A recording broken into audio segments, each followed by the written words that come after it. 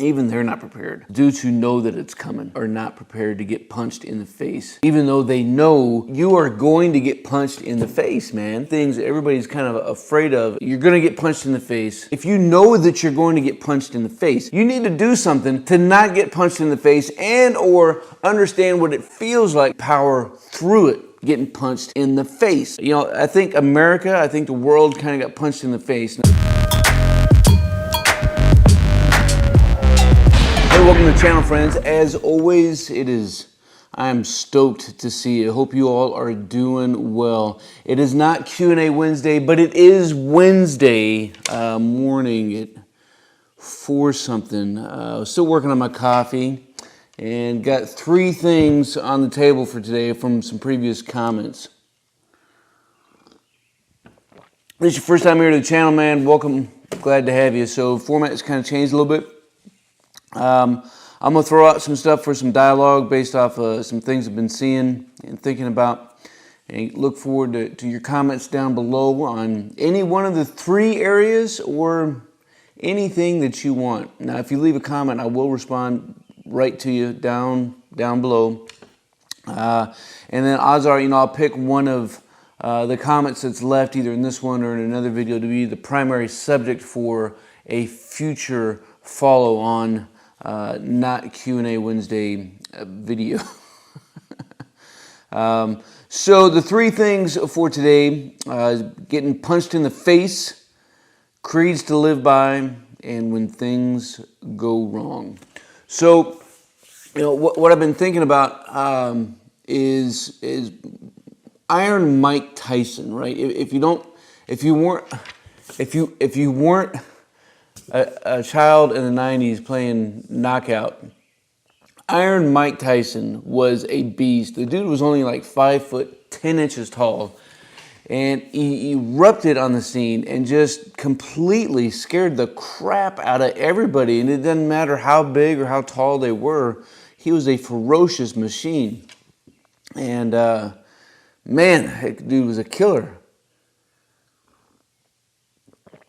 He was being interviewed, and he had this quote it's probably the most famous quote anyways. And he asked about, I think it was his fight with Holyfield at the time. And he's like, everybody has a plan. They're talking about how Holyfield is this, Holyfield's that. And Mike Tyson's response was, yo, man, everybody has a plan until they get punched in the mouth. It's been punched in the face, punched in the mouth, whatever. The point still stands. Everybody has a plan until you get hit. And so I'm curious what your plan was prior to a couple months ago, how well your plan held up, and what you're doing to change your plan for your day-to-day life and for how you do you with your family. So I'm a member of a few groups, and now I'm not a member of a couple groups because some people just started to get dumb, and I don't know. I'm a 5th principle of patrolling kind of guy. So, I think a lot of people's goes into survival planning and prepping the wrong way. We talk a lot about bugging out. And when I say we, I mean the community at large, right? We talk a lot about bugging out as if we're going to put on our rucksack and go on a patrol for the next, 3 or 4 or 5 days and chill out on somebody's private property. I don't know what some people think. And, I think that's the wrong approach. I really do. Not that I have anything wrong against getting out or being able to survive on your own. But more often than not, I think what we need to be prepared for are the common occurrences. Whether it's a power outage, whether it's a hurricane, a tornado, power grid going down for 2 to 4 days is not totally uncommon. And most people who experience these things, maybe they're on a coast or down in the Gulf, even they're not prepared, right? They'll go through and go to Lowe's, the day before the storm is about to hit and buy all their plywood and supplies. And even they're not prepared. The dudes who know that it's coming are not prepared to get punched in the face, even though they know you are going to get punched in the face, man. And so our Army combatives, that's probably one of the things that everybody's kind of afraid of going into the course, because the course is designed to get you punched in the face. You're going to get punched in the face before you're a graduate of Army Level 1 combatives. If you know that you're going to get punched in the face, you need to do something to not get punched in the face, and or understand what it feels like so you can mitigate and work and power through it, getting punched in the face. So, I think I think the world kind of got punched in the face. Now, regardless of where you fall in the stream of it was all political, or it's been all political, or it's all pharmaceutical, it's all China, it's all this, it's all that, it's all the news media. At the end of the day, it's your and my neighbor, it's our neighbors. It's the people in our community. It's the people that we work with. It's the people that we shop with. It's the people that we walk around. Well, you're not walking on the streets too much right now, but you understand what I'm saying. We're talking about regular, ordinary people, and we all punched ourselves right in the face. Man, this was a Iron Mike Tyson punch out, man. It was took the breath out of everybody. And so I think a lot of people's plans got tested. And so I'm curious to hear about what your plan was and what you're planning for in the future based off of this. I think we've seen a lot of people's plans, is to, wear a mask and call it a day. So we'll see. I'll talk about my plan towards the end of the video. So the next statement here is creeds to live by. And so this came in from Patrick. No, my bad. My fault. Your bad. This came in by Louis, who sent in a creed and said, I think that everybody needs a creed to live by. And so, he sent me his creed. If I can't, I'm going to email Louis and see if I can get a response. And maybe I can leave the creed down in the description below and see if he's opposed to that or not, sharing it that way. Because he's got a lot of really good things that he talks about in his creed to live by. And I think he's right. I think we all need one, but more importantly, I think we all have a creed to live by. We're either living by it or we say that we have a creed and that's what we want to live by. Because I think for the most part, humanity is kind of broken, and we're kind of hypocritical. And that's me. Sorry, bro, but that's you. And I think that's all of us. We're a little hypocritical because we're broken, and we're just try to do the best we can. But some of us are a little bit more not. Some of us are way more intentional than others, I think. I don't know what my creed to live by is. I do, I guess. That was a lie. But I don't have it as well written as Louis does. And I think what he wrote was a really good thing. And whether you write something longer like he did, or whether you write just a few values that you want to live by, or a few statements, a few power statements that you want to live by. I think it's important to have these things in our lives and to remind ourselves that this is how I want to live this day. For me, it all comes down to values. So I think about integrity. I think about ramrod being straight and not bending, and so that does it for me for the most part. Growing up as a scout, I am an Eagle Scout. Of course, the Scout's creed is do a good deed daily. And I think even if we just live by that, if we do a good deed daily, it'd be awesome. So if you've done a good deed daily, or a day, whether even it was just last week, a good deed, feel free to leave a comment down below. I'd love to hear how you all are interacting. Because on that note, last night I come home and it was a little bit earlier than normal, with the Rona. And I'm in the garage working, and my wife comes out and she says that our neighbor, who lives right behind us a little ways, had come up to the street to work on his mailbox, and I guess he was working on his mailbox yesterday. And he was having a hard time because all the wood was rotten, and our boxes are on the same post. And so I went out and talked to him. He's man, he's got to be maybe 85. He's my spring chicken. And I went out and I talked to him, and I was like, "Yo, man, I'll get this done for you." And he sat there, I think, just happy for some interaction. So he drove his scooter down to his house, and I walked down. He beat me. He had some 4x4 pieces. I was just going to use some 2x4s and 2x6s I got laying around. But he did have some 4x4s, some treated wood to use. So I got them all. I was actually happier than what I thought I was going to end up doing, because I thought I was going to end up with a MacGyver special. But I think with what he had, he should be pleasantly surprised. So that was my good deed, at least yesterday, that I was pretty stoked about being able to help out a neighbor. So how are you helping your neighbors? How are you interacting with your neighbors right now? You talking over the fence? Just talking on the phone, doing the Zoom thing, whatever it is. Curious about it. So last but not least is when things go wrong, and it's always fascinating. So I get a phone call Friday night, and it's from turns out he's a staff sergeant, works down on JBLM, and he witnessed a horrific car accident. Man, this car got ripped in half. It literally, unibody car, right? So literally got ripped in half. Front seat this way, back seat that way, in half. Car's doing 100 miles an hour that hit the car that exploded. And he says, these two guys stopped and ran to this car.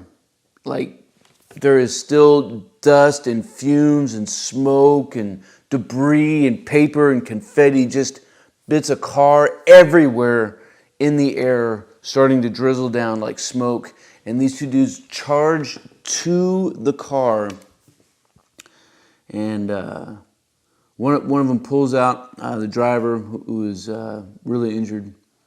And they take her back, and they start administering first aid. They start calling 911, and they wait until the ambulance gets there, and the ambulance takes him and gets him out of there. He's like, man, this was the most badass, heroic thing I've seen in the United States, not counting deployments, in the United States, ever.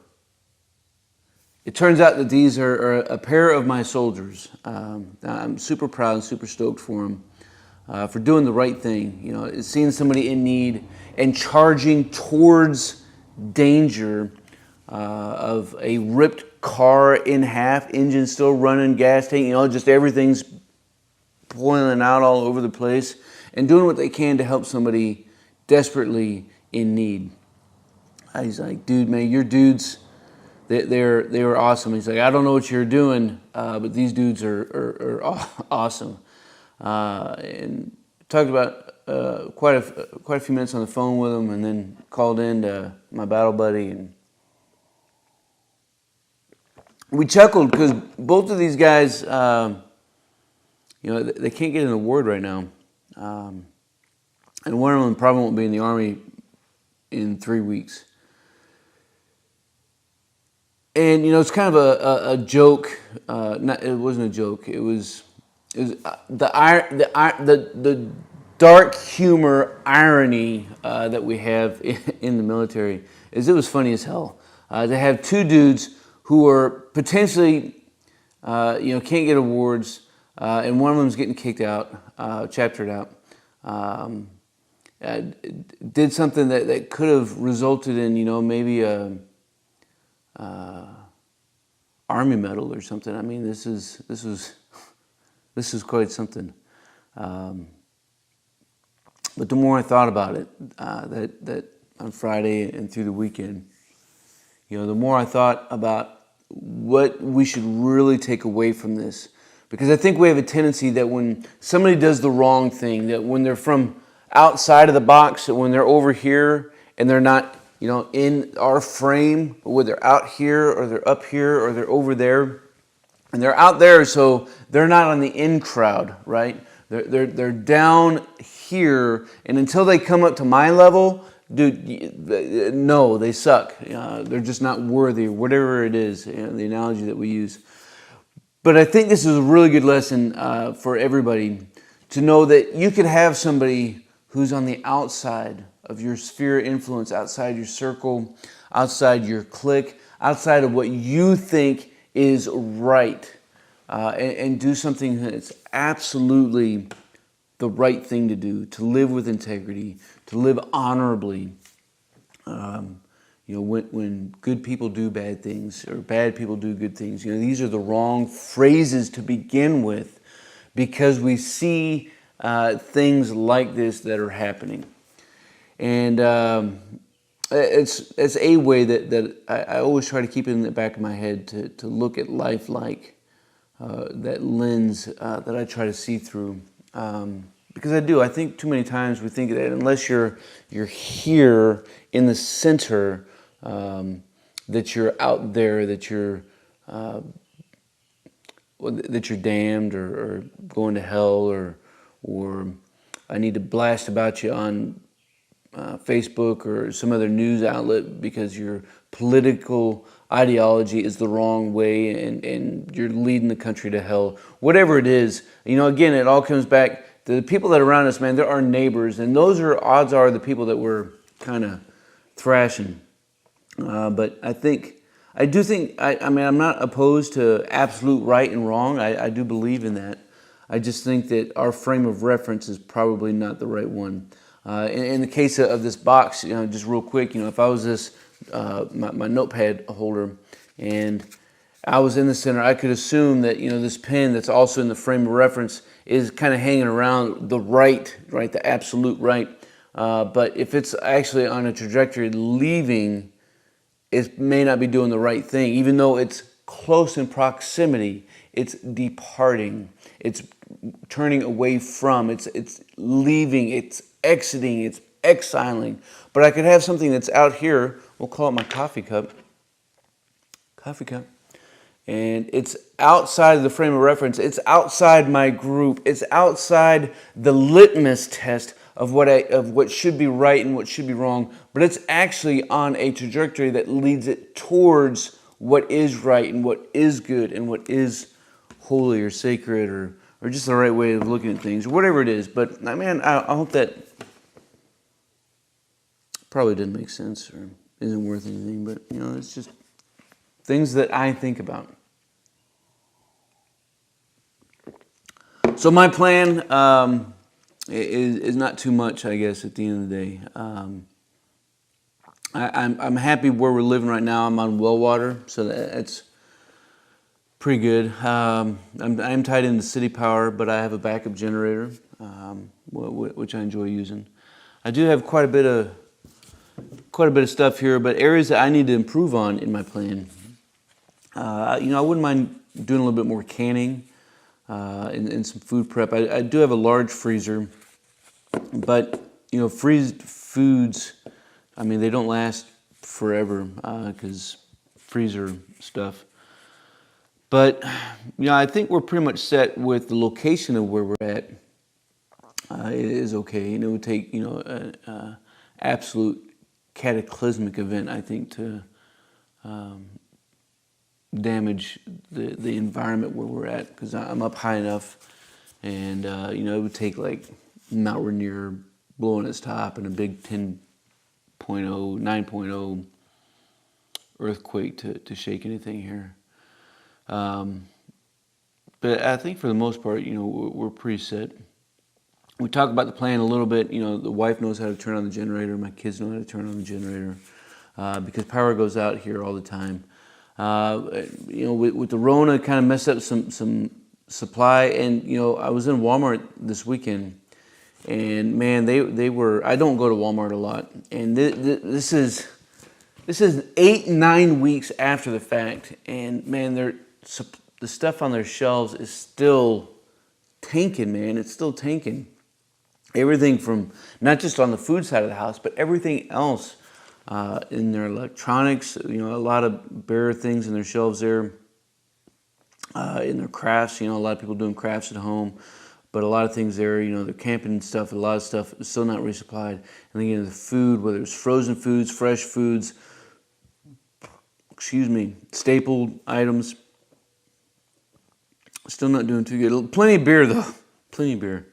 So I know there's not a whole lot about what specifically what my plan is, but I think kind of chewing up the time here. So look, man, I look forward. I appreciate the time that we spend here with each other. There's probably about 25% of us that will watch this whole thing, and I appreciate whether you watched and made it to this far or whether you watched just a few minutes. But what I really appreciate most is leaving a comment down below and let me know what your thoughts are on getting punched in the face, on the creed to live by, a good deed that maybe you've done, or what you think about when things go wrong. And I look forward to this conversation that we're going to have down in the comments below.